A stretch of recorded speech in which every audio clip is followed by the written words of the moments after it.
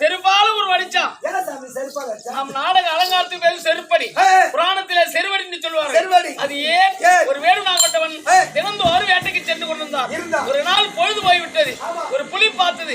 அந்த வேடு அடிச்சு தவளம் திறத்திக்கிட்டு வருது. வேடன் ஓடி வந்து பயந்து வில்வ மரத்திலே ஏறிக்கொண்டவன் கிளையில உட்கார்ந்து தூங்கி விட்டால் விழுந்துடுவோம். புலி மரத்தை சுத்தி வருது, அடிச்சு சாப்பிடுவோம் அப்படின்னு பயந்து கொண்டு என்ன நினைத்து கொண்டு வில்வந்தாயை ஒன்றா பருத்து போட்டுக் கொண்டே இருந்தான் அந்த வேடுவன்.